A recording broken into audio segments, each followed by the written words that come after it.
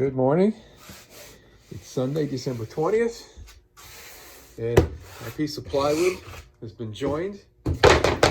It's just as solid as one piece. I imagine it's probably not as strong as a single piece. Hey, Hi. here's my little woman. Please, come on. Okay, we're back at it. I had to go measure again because I forgot my size. So now what we got to do is this wood. I mean, since this COVID thing, plywood has gotten freaking ridiculously expensive and really crappy quality. This is supposed to be BC, and I mean, I guess it kind of is, but it's very, very rough. You really feel the grain in it, and the C side is full of very poor, look, it's just like coming apart. So I'm gonna flip this thing over and pick out where I want to cut my 36 by 30 out of this piece. Probably get rid of this, more of this. Maybe cut it off around here somewhere.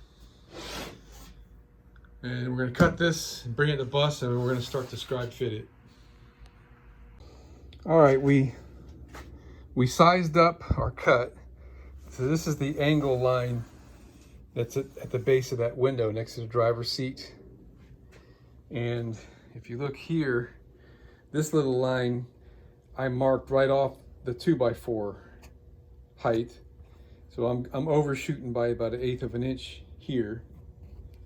Intentionally, and I calculated just by sighting the edge of the window that we wanted 25 3/4 of an inch generous, and that's where the line is, and it worked out that it is generous or proud of where we want to be. And we still need to trim a 1/16 or an 1/8 inch off the bottom of this to make way for the aluminum that's going to hold the bottom in place. So I've got the plywood clamped onto my sled. I made my sled with an overhang just for that. Okay, and this piece of 1x here is just an extra support. It doesn't really do a lot, but kind of works to help the one that's over here that's actually going in the groove. All right, this thing is probably, oh gosh, more than 20 years old anyway. This thing's been through a lot, and it's a little worn. I just use that plate at my advantage. I work one side or the other side if I want to inch up on something. So I'm measuring my blade here. I'm eyeballing. And let me pull the blade up just a little bit. So we're even a little away from the line there. And I did the same thing at the other end. All right, so we're gonna make our cut. And we should be leaving maybe a 1/16 of an inch or more beyond the line. So theoretically anyway, we have quite a bit more to trim off.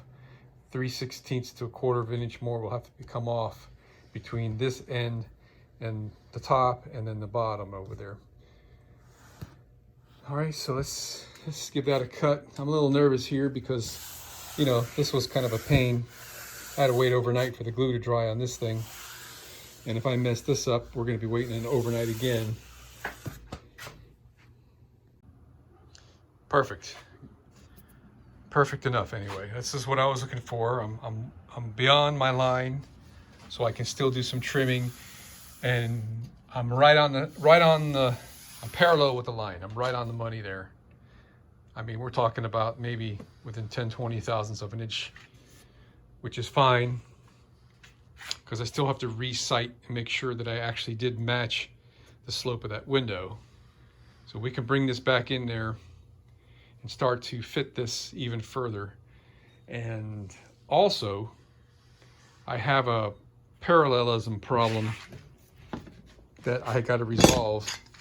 That I'll go back to the bus and I'll tell you what I'm talking about. Hey, so thought I would do some destructive testing to see how strong this joint is. And the joint is not stronger than the wood.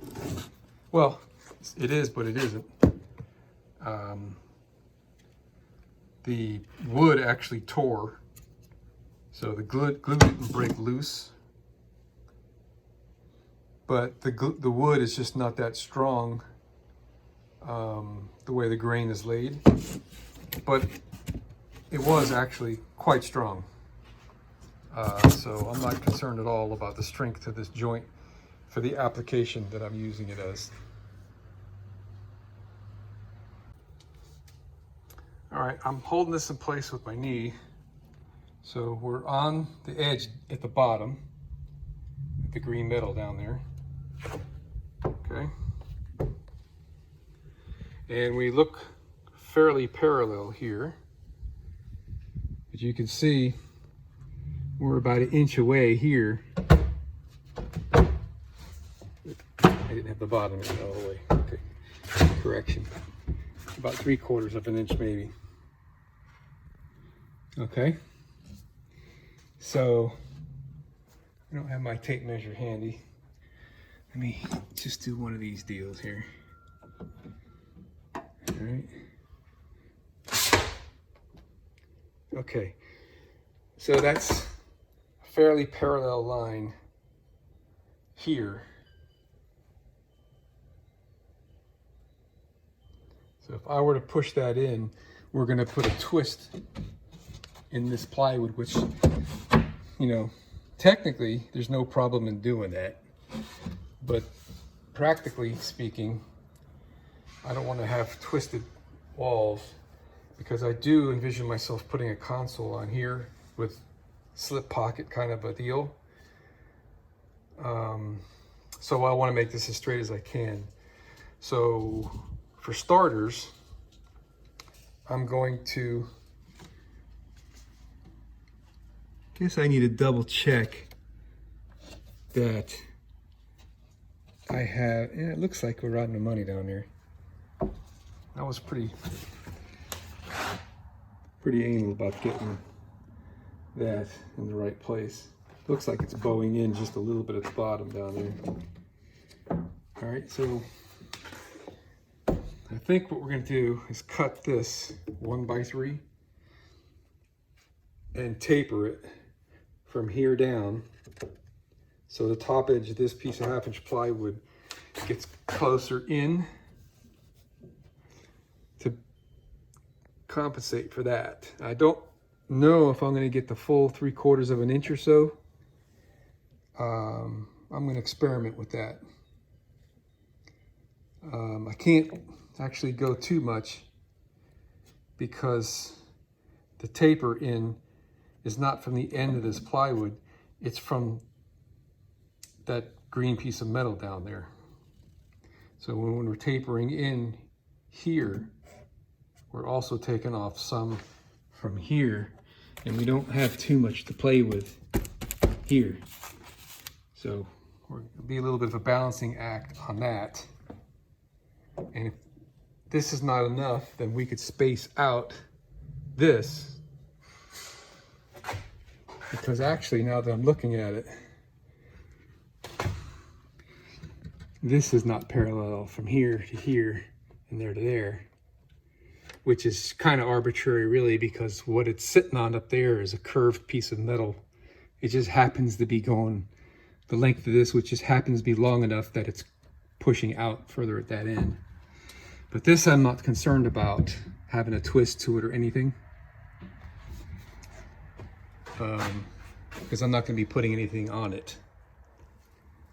All right, let's think this through before I start cutting wood. All right, so now we're taking a little bit of a break here from moving forward. Double check what's going on, because we got some constraints. So if we look at this, 167.25 inches is from the wheel hump to the end of the bed. So is that actually, yeah, the end of the bed with that little 1.5 inch space that's right there. So right now, 167.25 is putting us over the top of this, which is a problem because we want this removable. So let's double check what we got here. So the first thing that I'm seeing is, well, this wheel hump is going to have a piece of 3/4 inch wood on its face right there. So my measurement here is showing 3/4 inch too large. I got a 1 inch space on each side of the refrigerator, which I could steal from because I'm going to put a power ventilator on the bottom. So I really don't need the space on the sides. So that's 2 inches that I could steal. And then I got two 18-inch cabinets on either side of the sink, an 18-inch cabinet on each side of the sink. And then we got the sink cabinet, which I don't know what is that, 24 inches? It's 62 minus 36. So whatever that comes to.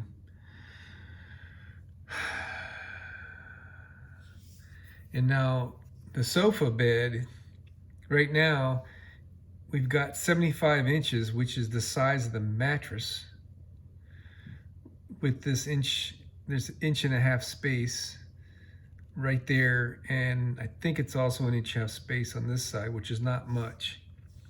So there's really, gosh, there's really nothing, you know, I really don't want to make any of this any smaller than it is. So we're gonna have to double check what's going on right here behind the driver's seat to make sure when we build all this stuff, I can still remove this panel from here to service all the electrical stuff back there. All right, so I reprinted this. I made some adjustments. I changed the space on either side of the refrigerator to be 1/4 inch. The specs for the refrigerator call for 1 inch on each side for ventilation. But as I mentioned a moment ago, I'm not going to rely on convection currents for cooling the condenser coils, which are external in the back of the refrigerator. I'm going to put a small fan to force air to rise behind the refrigerator, because we've got the potential for the inside of this bus to get very hot when no one's in it and the air conditioning's off. So relying solely on convection, I felt wouldn't possibly be sufficient. There's also a maximum temperature that this refrigerator is designed to operate in. I forget the number. It's like 100 and a little over 100 degrees Fahrenheit, but it can get quite a bit hotter than that in this bus. So that's why I'm going to go with the forced ventilation on this. And all it's going to be is like a computer fan or two, that whenever the compressor kicks on, those things will come on. And they'll either be below the refrigerator blowing in, forcing the air to come up over the top, or they'll be at the top edge of the refrigerator drawing the air up. I think I like the top better if I can squeeze it in there. But anyway, that 1.5 inch that I kind of stole from around here gave me a new dimension of 164.5 inches end to end, given that the bed is going to have 1.5 inches of frame of some sort on either side. So 164.5 right now is, let me just use this paper as a square. So there's 164.5, but I need to go an extra 3/4 of an inch, which is going to be 165.25. So right about there. So it fits. Golly, that's sure is a shoehorn kind of a deal. But we've got that much room to play with for the sides of what we're going to do for the sofa. All right, so now that I've figured all that out, I'm comfortable with how I've done this. This panel will still be removable because I'll just have the sofa come right up to this edge, whatever I make for it. So that all works. So now that I'm comfortable with that, I'm going to come back to working on this again. I undid the electrical tape that I had on this hose because this is not quite fitting here, because I need to put a piece of 1x and attach right here, and it's pushing this kind of hard over, and we got things pulling, and I've rebent this a little bit. You can see it's not up tight in the corner like it used to be, so that gave me a little bit more space here. So I might put another one of these plastic L's in here to give this 90 a sharper bend, because when I take my little piece of wood and put it on here, it's just, oops, it's just now, I guess it's fitting okay now since I loosened up everything here. So the other thing is, I kind of can't install this until I have this piece installed. So I need to get this.